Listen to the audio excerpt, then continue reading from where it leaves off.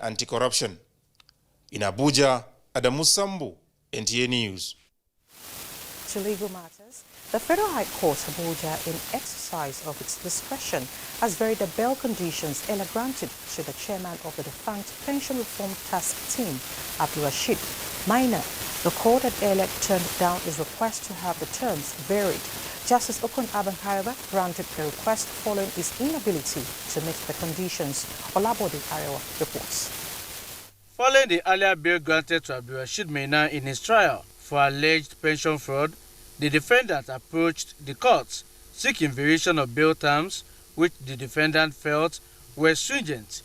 Justice Okon-Aban said the court took a risk to have granted bail to Maina in the first place because the defendant had not countered submissions of the prosecution that it was a flight risk and could jump bail, but only that of the USA and Dubai. The court varied the bail condition for 1 billion naira to 500 million naira, which was surety in large sum.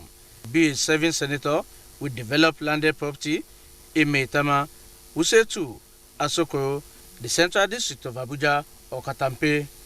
The surety shall come with Maina on all hearing dates and sign a register before proceeding for its legislative duties. In Abuja, Olabode Arewa, NTA News. In other news, the federal government has described as unfortunate Transparency International's rating of Nigeria's anti-corruption crusade in the negative standing. Information and Culture Minister Mohammed stated this during his media engagement in the United Kingdom. Anthony Forson reports. Transparency International's pecking order of 2019 indicate that Nigeria fell by 26 points according to the Global Anti-Corruption Watchdog latest index. This Information and Culture Minister Mohammed says it appears Transparency International is deliberately weaponizing Nigeria's anti-corruption crusade. If they are not very happy for whatever reason with a particular country, their rating will not favor that country. Otherwise, how can anybody say that this administration is not doing anything to improve the anti-corruption stance? And in any event, we are not fighting corruption because we want to impress any organization. We are fighting corruption because we believe that without fighting corruption, the much sought development in the country will not happen. The minister maintained that the over 15 million Nigerians who voted President Muhammad Buhari for a second term in office made no mistake given the confidence they built in the first 4-year term. The truth of the matter is that in 2015, this president campaigned on fighting corruption. He won elections. He was re-elected overwhelmingly again in 2019 because Nigerians actually believe, because they saw how much he has fought corruption. Then an agency now says that, as a matter of fact, Nigeria is doing worse in the issue of fighting corruption. That's not correct. More so, the minister added that policies and legislations have been galvanized to entrench the war on corruption in the country. We have results to show for fighting corruption. We have put in place policies and legislation that has actually tamed the monster called corruption. For instance, apart from the TSA, which has saved us trillions of naira, we put in place the transparency portal, which enables every Nigerian that so wishes to go and find out how much is being spent by government every day. We will continue to fight corruption. We are winning the war. For the first time in the history of this country, high-profile, people have been convicted. And for those who say, this corruption fight is selective, how do you say that when even serving senators, past governors belonging to the ruling party are now serving jail terms? Their properties have been confiscated. So we must continue to fight corruption. All we need is encouragement, but we are not distracted by any rating because we know that we are winning the war. Mohammed, however, said Nigerians must remain resolute in their support for the President Muhammad Buhari-led administration and not to be dissuaded by the antics of naysayers. In London, Anthony Forson, NTA News. Now let's talk security. Troops of Operation Lafia Dole have foiled Boko Haram attack on Aonu in Borno State, killing several terrorists and recovered gun trucks. Defense correspondent Ismail Musau accompanied the Chief of Army Staff on operational visit to the northeast, has details of the encounter. It is a bright, busy day at the 29th Task Force Brigade in Jakana, a village 50 kilometers away from Maiduguri, the Borno State capital. Troops in the general area situated along the Maiduguri-Damaturu road are keeping an eagle eye on the route that has recently witnessed increased terrorist activities. Just as the Chief of Army Staff, Lieutenant General Tuku Buratai, on operational visit arrived the camp, the sun preparing to set, troops commenced preparation to accord aggressive response to a distress intelligence report. Personnel and platforms were deployed towards Minok Axis and Lambawa Forest to counter invading Boko Haram terrorists. After the encounter, the criminals were said to have been subdued, many eliminated, one captured, 4 gun trucks and several arms recovered.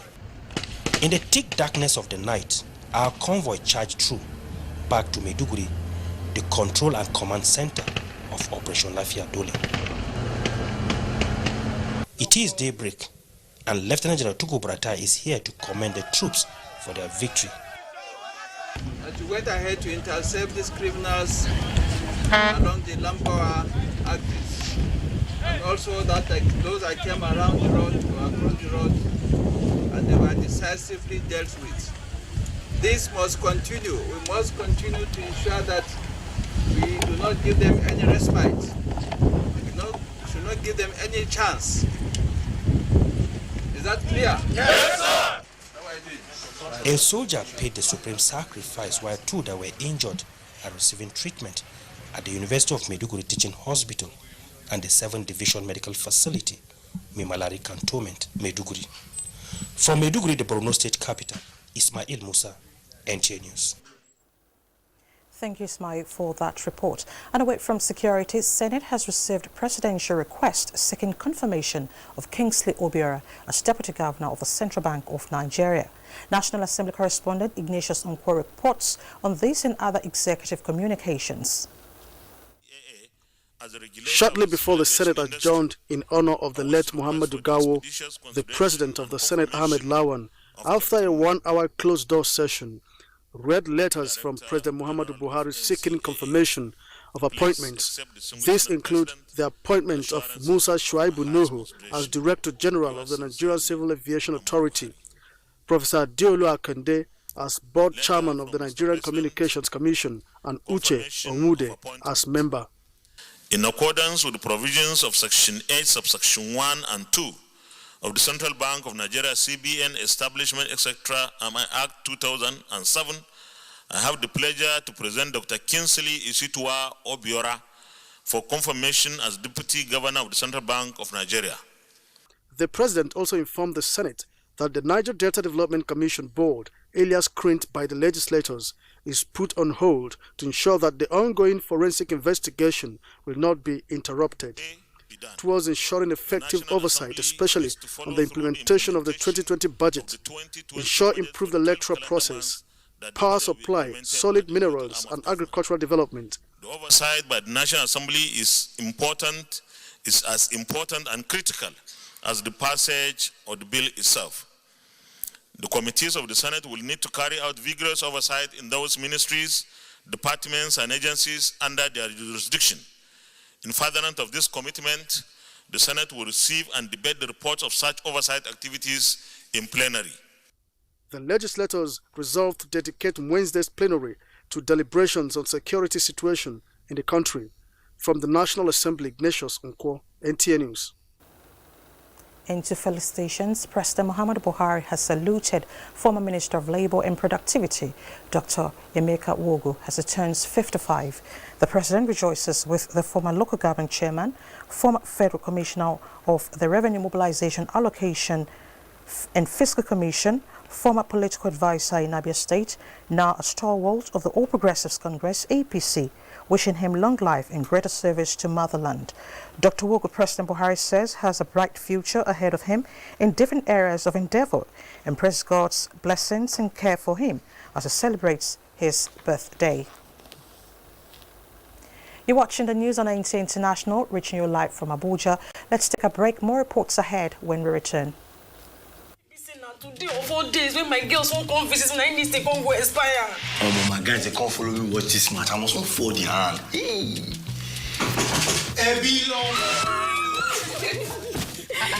babe, what's happening now? Sorry to disappoint you, but my subscription don't expire. The match is not on my Go TV package. Now your holla be that. I beg, give me your phone. Make I show you how you go take do it for my Go TV app for your phone.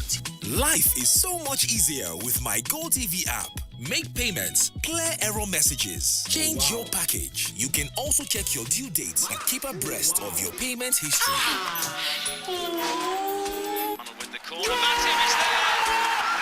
The new My Go TV app is everything you need in one place. So what are you waiting for? Download My Go TV app now from Google Play or App Store to enjoy the easy life. Go TV. Live it, love it.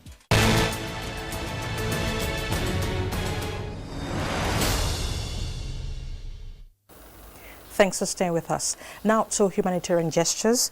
Minister of Humanitarian Affairs, Disaster Management and Social Development, Sadia Umar Farouk, has assured internally displaced persons taking refuge in Bauchi State of the federal government's renewed commitment towards their welfare. Abbas Mekano reports that the minister was in Bauchi and visited some of the IDP camps to have first-hand information on their plight.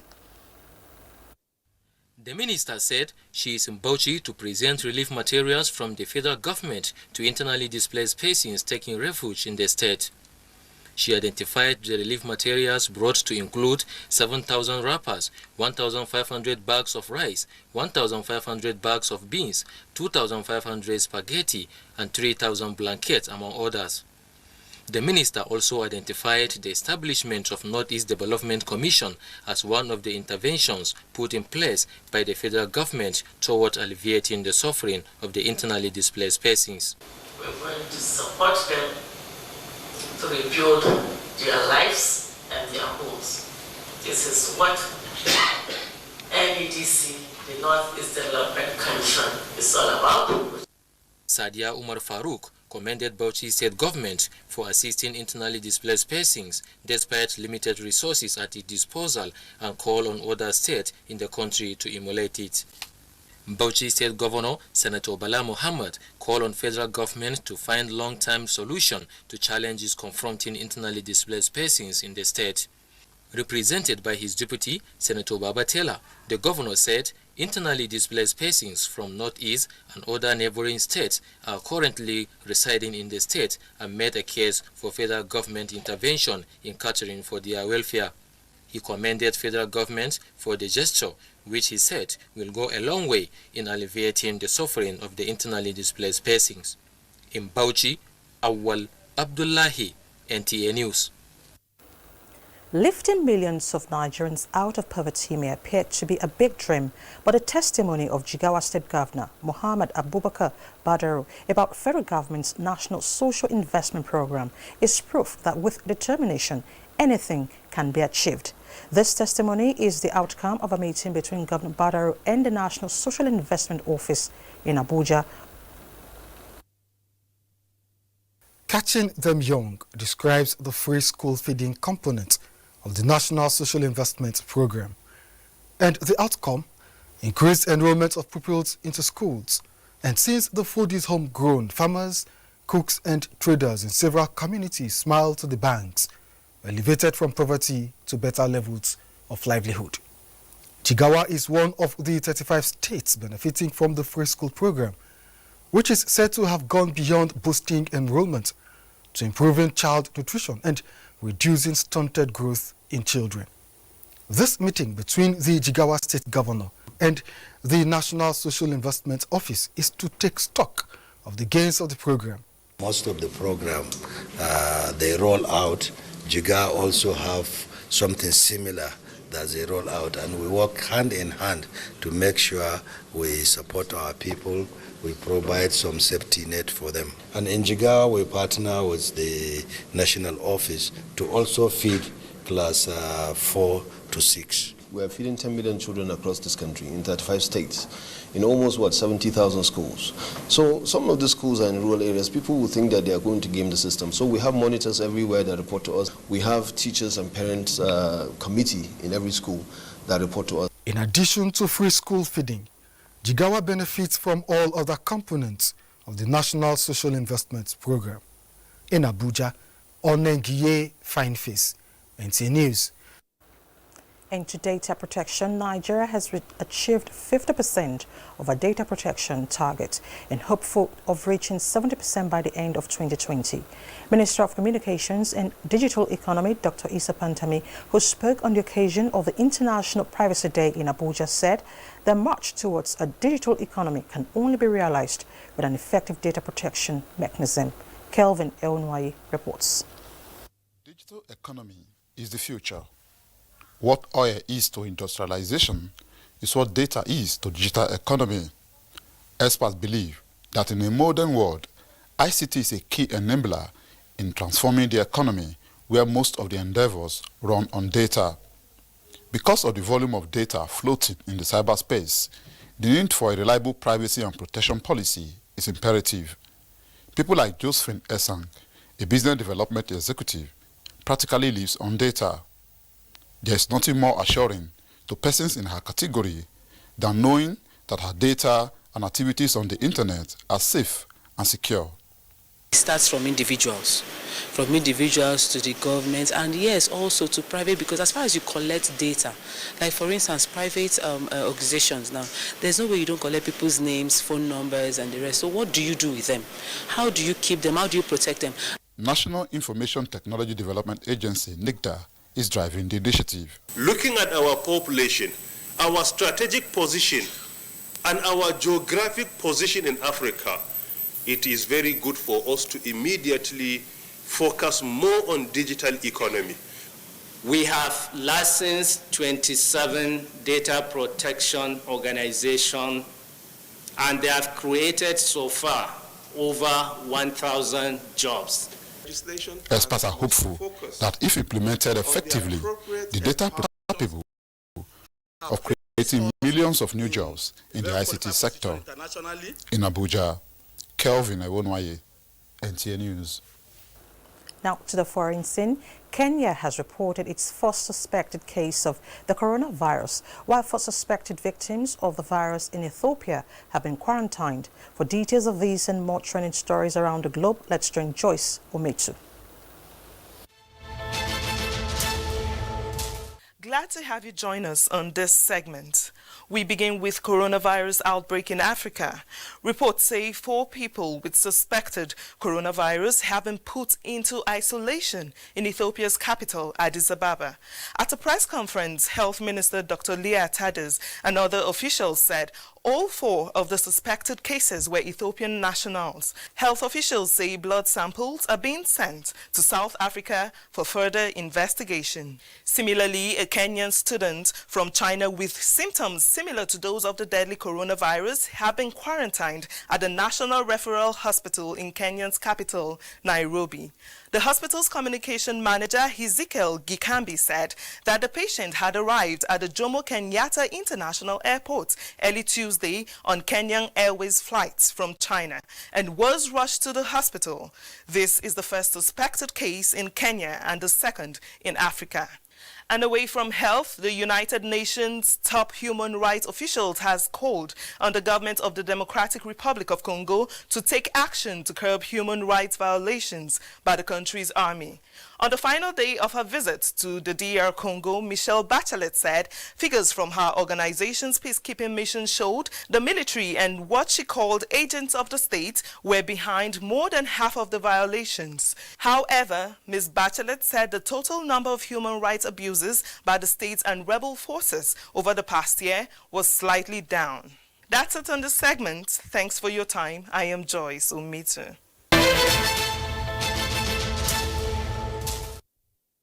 Thank you, Joyce. Now for some sporting stories, let's join Kene Imabudike.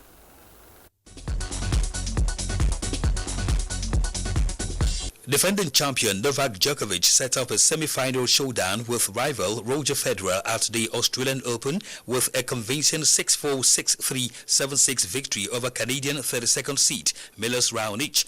The clash on Thursday will be the pair's first meeting at the Australian Open since Djokovic beat the 38-year-old Swiss in their 2016 semi-final. And to soccer, the final phase of Governor Henry Seriake Dixon football tournament, the Restoration Cup, is in progress across venues in Bayelsa State with the round of 16 and quarter-final matches scheduled for the 4 centers in Yenagoa, while the semi-finals, third place and final games will hold at the Samson Siasia Sports Complex Yenagoa in a fourth night.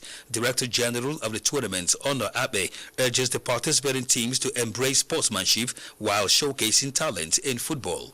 Meanwhile, Friends of Jide in white jersey defeated a select team of sports journalists 3-2 via penalties after a 1-0 draw at the Area 3 Pitch, Abuja, in a novelty football match to mark 1-year remembrance of late veteran sports journalist Olajide Fashiko. Former Minister of Youth and Sports Development Solomon Dalun, who officiated the match, tasked journalists on the legacies of the late Fashiko for the country's quest for sports development.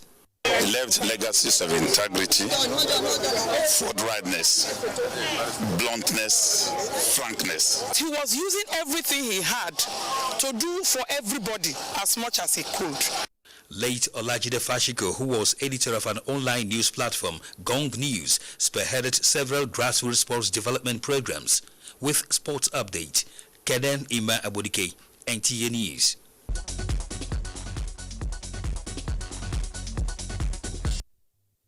And that concludes the news at this hour on NTA International. Thank you so much for being a part of it. Don't forget to join us at 9 for the network news.